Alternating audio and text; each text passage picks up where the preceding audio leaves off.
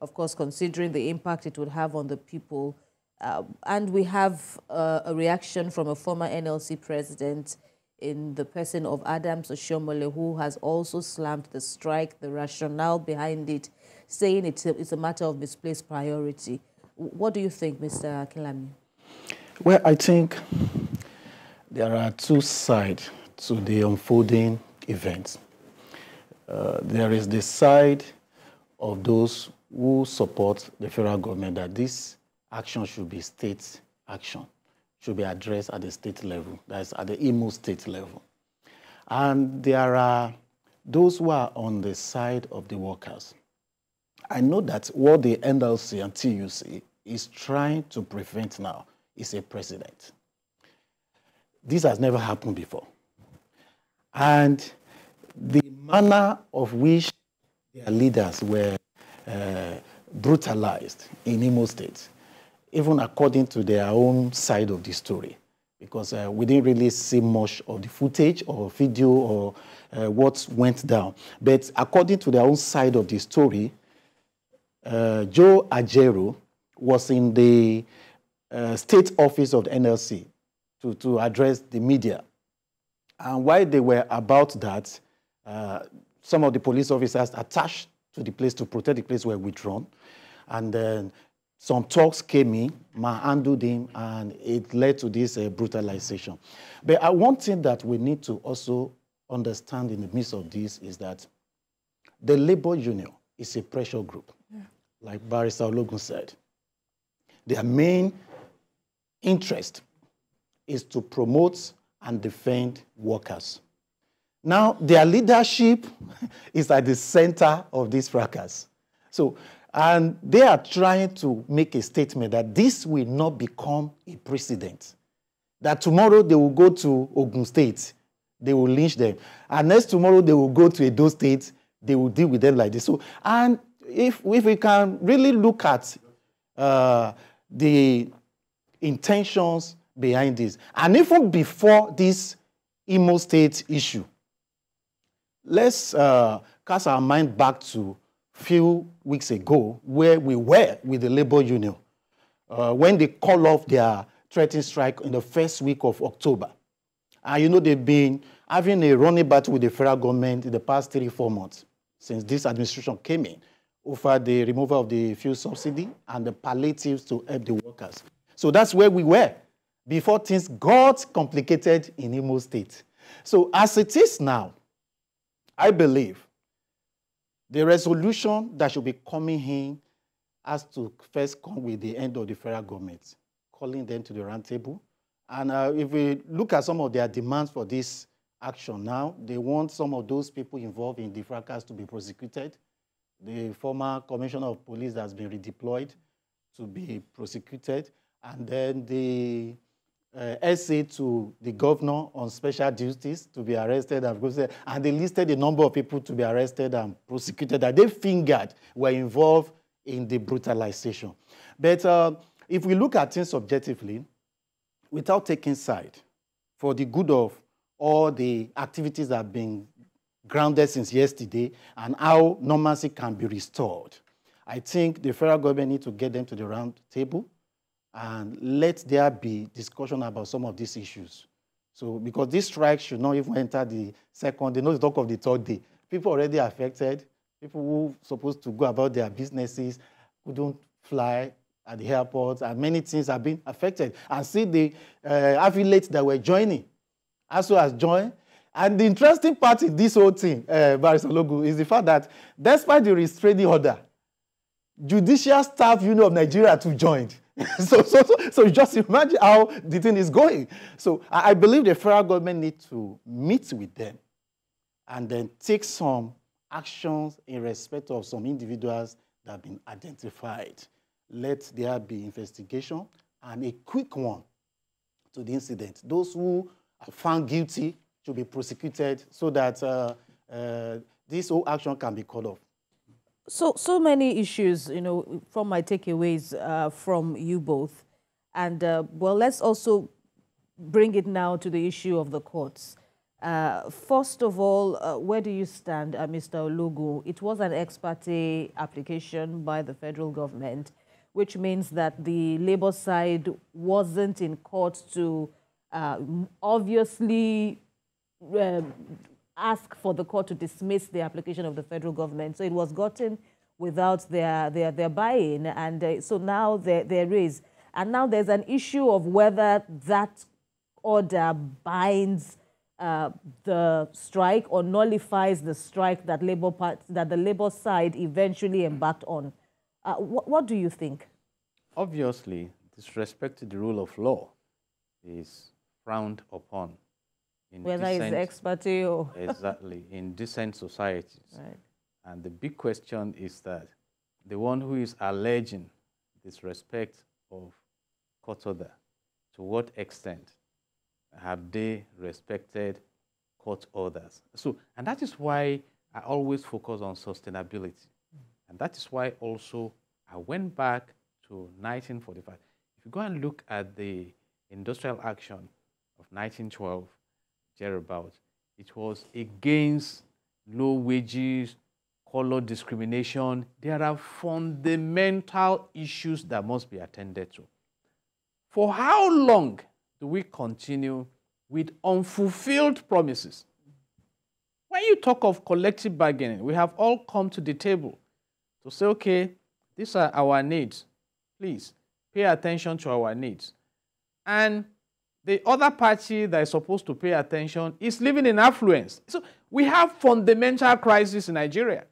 Okay, we are talking about the removal of fuel subsidy, the need for palliatives to increase minimum wage.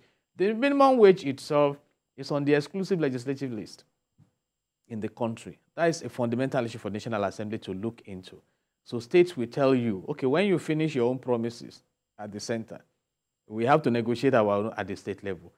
But then, the officials who are expected to even attend to these needs are living in affluence. We've read about the SUVs and all these things. So it will further infuriate and dislodge the harmony in this relationship. And that is what is playing out. Now, economic activities are being disrupted. Who are the affected ones? The generality of the citizenry. When you talk about 150 million citizens of Nigeria within the multifaceted poverty bracket, they are not the leaders. I doubt if a senator is within that bracket, or a member of House of Representatives, or a federal minister, or a governor, or a commissioner. So these are issues. So how do we strike a balance? When you look at nations where industrial harmony exists, you will see this balance. And that is when you can even proceed on the course of prosperity. And let me say this.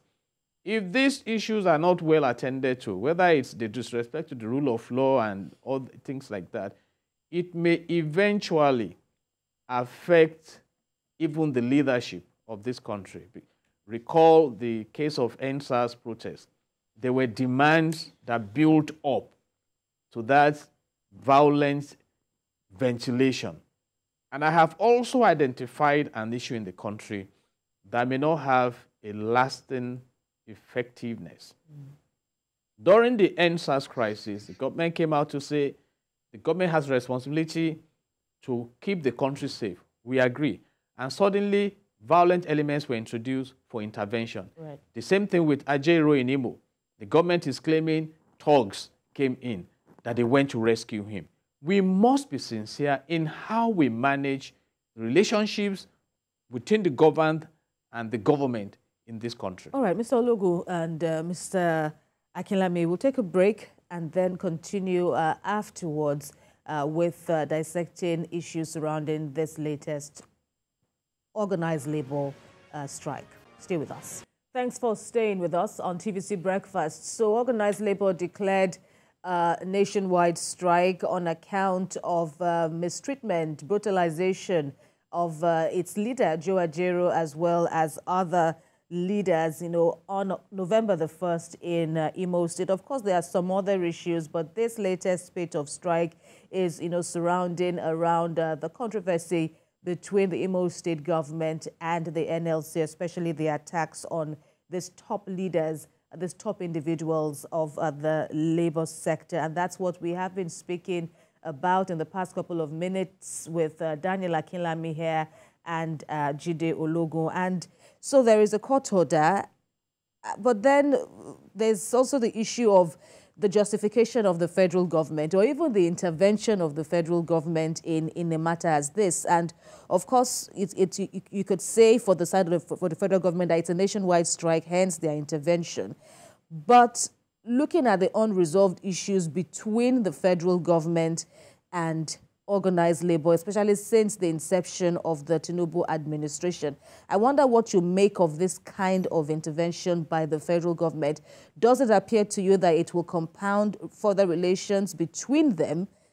And we are seeing something like that in the latest statement by organized labor, saying that they kind of did the Tinubu administration a favor, you know, by suspending their strike, and now see what the federal government is saying about them, telling them that they are embarking on a needless strike. Well, I think if truth is to be told, industrial court intervention may not resolve this crisis. And we have been there many times. This is not the first time. This restraining order issued by the National Industrial Court on Friday is not the first. In the past 5 months, federal government has gone to this court to get order like 4 or 5 times. And even the last one in August, the Attorney General went again, you know, to withdraw the suit of contempt of court order. Right. They gave against labor, you know, for not obeying the previous court order. Right. So it's been up and down. And like Barrister Ologun said, the federal government too is guilty on one side for having selective compliance with court orders. We are in this country, we've seen it several times, in several cases. Many do we mention? Is it the Nandikanu's case or the Shiite leaders case? So many.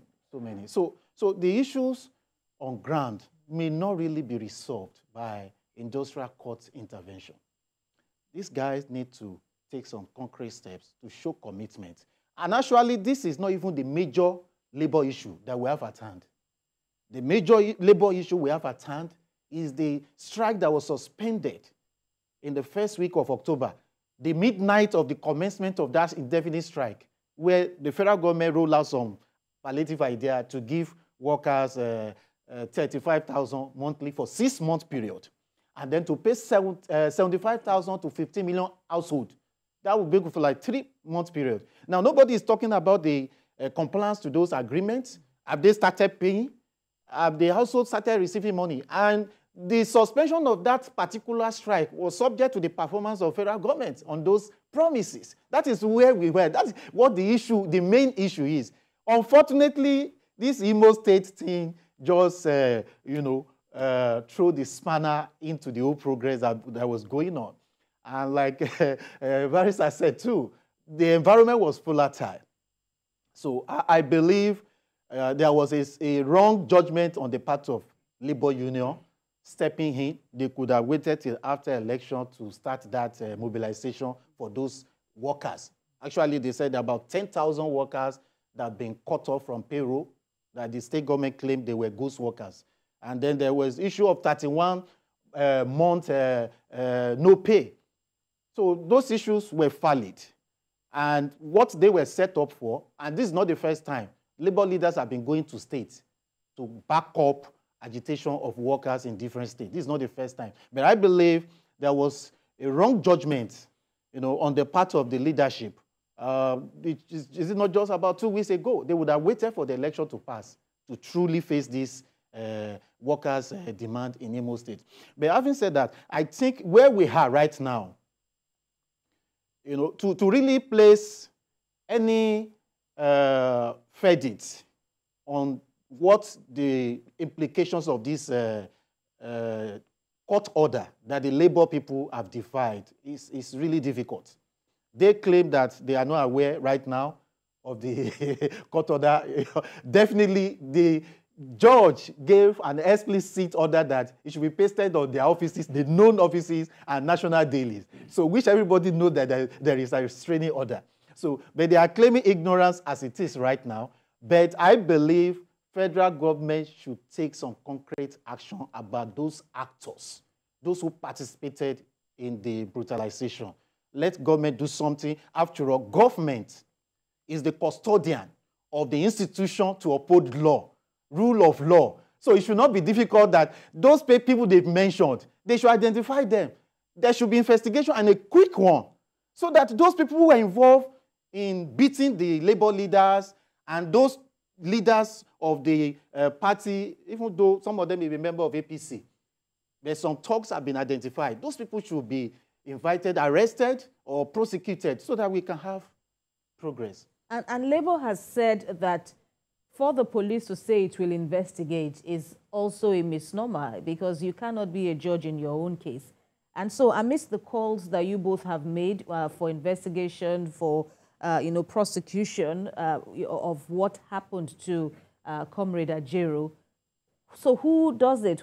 On whose desk will this onerous duty lie on? And will we indeed get to see the end of this? Will we get to see the names? Will we get to see prosecution and punishment of those behind these attacks? Talking about investigation, there are private investigators that can do a clean job. But I don't even think it's more of investigation. And some of the players have been identified. It is the political will to go ahead and do the needful.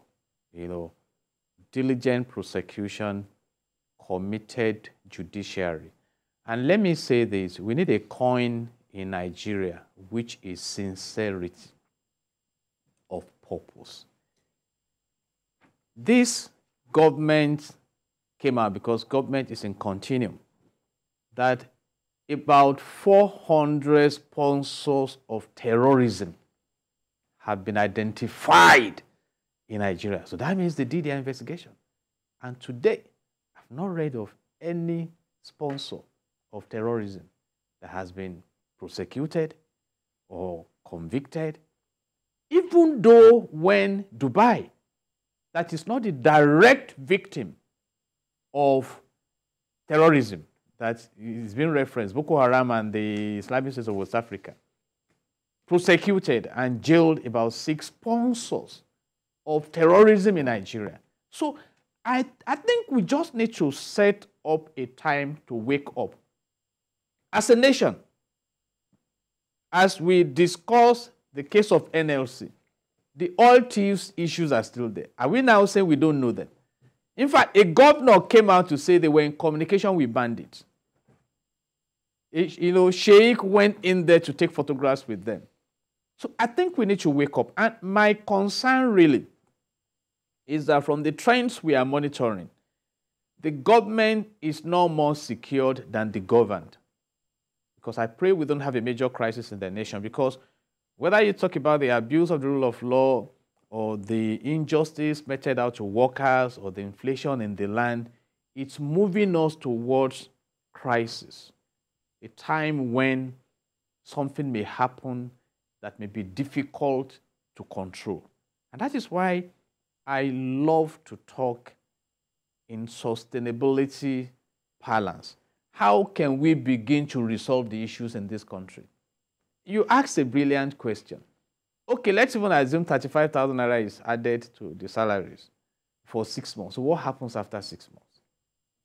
So how do we scale down the inflation, the food inflation that is almost 30% in the country? How do we deal with unemployment that is recruiting, troublers of the peace of the nation on a regular basis? How do we deal with reviving the industrial sector of this nation? How do we catch up? And I keep saying this, and that is my advice to the government, and I'm proud of the President and Commander-in-Chief of the Armed Forces, Asiwaju Bola Ahmed Tinubu, who told the ministers that, come, we are not here to play. You need to work. Please let them sit down with their phones, and if they are too big to do that, call their PAs that please give us 5 countries of the world that are doing very well. what have they done? It's documented. That of Singapore is there, that of China is there, that of Austria is there, that of Sweden is there, Netherlands. What have they done that we can do? So that going around the world to invite foreign direct investments, we work on it. And let me now narrow it down to a constitutional provision. Section 4 of the Nigerian Constitution 1999 as amended says that the National Assembly shall make laws for the peace, orderliness, and good governance of Nigeria. And the entirety of law has been summarized on the role of government in Section 14, subsection 2, that the security and the welfare of the citizens shall be the primary purpose of government. So how do we attend to this? These are the issues. If not, you don't solve a fundamental problem with palliative engagements. Palliative means you are dealing with symptoms just to calm down the infection. But you are not dealing with the infection itself. So, and again this morning, we have prompted some discourse. Go back to the history of industrial action in Nigeria. The same issues that prompted them from the 18th, whatever, are still the same issues that are with us now. So when do we begin to close that gap and begin to generate commonwealth for common good and deal with those who have declared themselves as enemies of state? I have mentioned some of them, sponsors of crisis in the land, and of course the oil thieves. Who are the oil thieves? I keep asking that question. They must be the high and the mighty. And if you cannot harness your resources to have a self-reliant economy as the Constitution demands, if you read from section 15 to 16, then who do you blame for it? You know, and these are issues. Let's go fundamental. I'm challenging the President and Commander-in-Chief of the Armed Forces this morning that, sir, let's go fundamental. If NLC have brought issues, they are fundamental issues. They have the legitimate right to seek for the improvement in the welfare of workers. See what you can do. See the sacrifice your colleagues also at the helicopter level can do to ensure that those who are on the road level at least have that emotional connection so that we prevent, you know, crises that may erupt in this nation. Because I must tell you, things are tight. And with the renewed hope agenda, I hope that indeed there shall be a renewal of, you know, positive engagement. You know, things are rough. And for NLC we have to re-engineer and go back to the primary vision of having that pressure group. A particular analysis, you know, indicates that so far, since the inception of this administration, about 4 national as well as warning strikes have been embarked upon in a space of, you know, 9 months or thereabout. Okay, that was before. That will include before the inauguration of President Tinubu's government, so to speak. But when you even look at the level of compliance with this latest strike, I wonder what you make of it, in line with Mr. Ologun's argument about organized labor needing to also re-engineer themselves. And we are seeing more and more knocks for the rationale of, you know, organized labor when it acts. Gone are the days when, you know, everybody, you know, cheers and urges organized labor on. But even within its ranks now, they don't seem to be in order. In Imo State, for example, now we saw how the governor thanked organized labor in the state, saying that they were on his side, all was going well. In Lagos, for example, there was little or no compliance with the strike, as well as other states. What are your thoughts on this? Well, I think, yes, definitely there are knocks and criticism everywhere against this action. And the fact that many people believe that this should be domiciled in Imo State, not to become a national issue. But something else that we need to pay attention to is the fact that the first day of this kind of action may not necessarily determine how it will end or the direction it will go. Sometimes some of these industrial actions start slowly, so that's why we need to be very careful. And now look at the manner and the heavyweight affiliates, they were releasing statements yesterday and joining. Not only HASU, the Union for the Bankers, Hotel and Beverage, all of them. You understand that electricity workers are also yes, and we should also not forget that union affair is about comradeship and solidarity. So, apart from what is going on in the street, because the people are the one affected, people will criticize. They will knock labor. Those who want to travel could not travel. Those who want to access financial services could not access them. It's expected. But what we should pay attention to is the momentum. Federal government needs to prevent the momentum. I personally do not want to postulate that it could spill to the street because there's no evidence for that right now.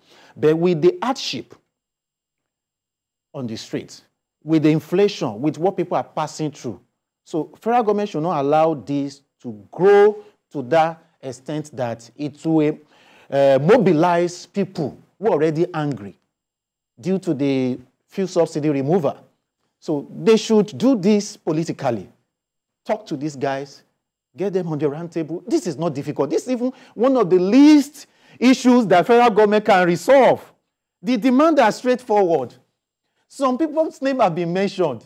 CSO to the Imo State Government House, SA on special duty to the governor, the former commissioner of police. Some individuals have been mentioned.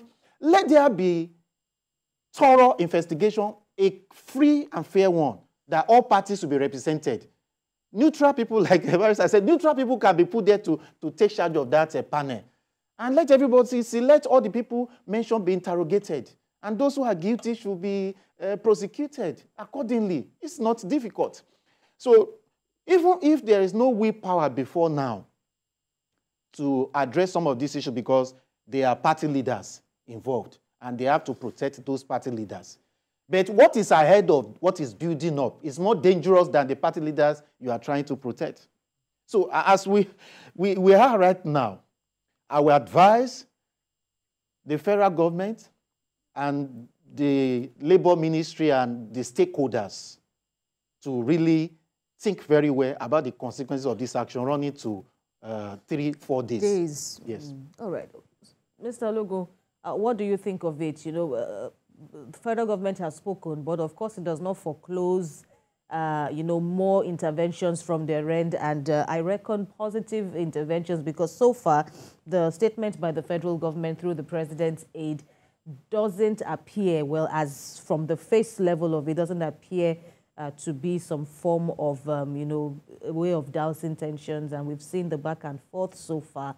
But what would you be subscribing for while you speak about the issue of political will, you speak about federal government intervention? But on this controversy, he has expressed concerns about escalation and how it will spill on everybody else. Aesop, a wise man, said, after much is said and done, more is said than done. Let's begin to, if we have what we have agreed upon to do, action helps. Get it done. And if you don't have the capacity, don't promise it. That's one thing I have seen. The total indebtedness of Nigeria now is around 80-something trillion naira. In fact, one of the headline prints today is the president saying he inherited a huge burden. Right. So, but my advice is that we can all go through this if we connect and we are on the same page. It's not that we claim that there is hardship in the land and you open your window and see affluence in the same land.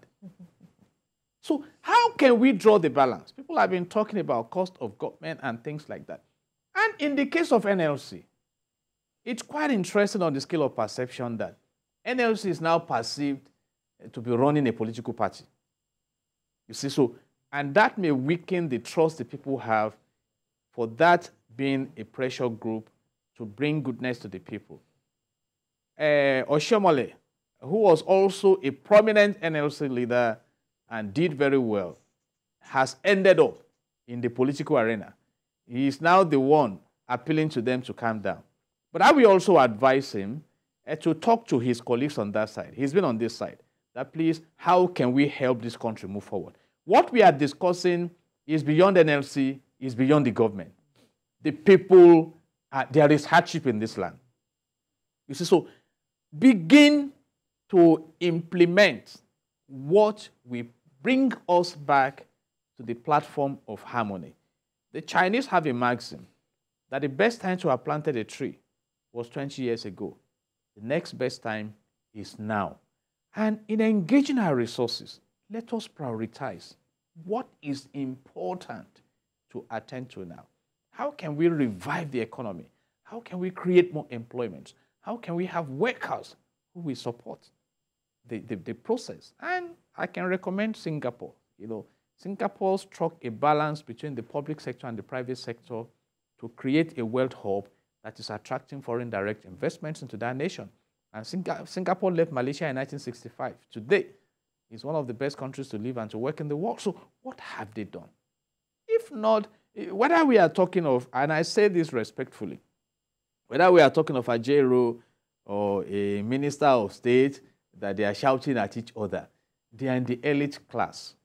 They are comfortable. You know, Ajaero could be flown to Germany for treatment and things like that. But please, look down from your helicopter and look at the citizens. The Constitution says sovereignty belongs to the people.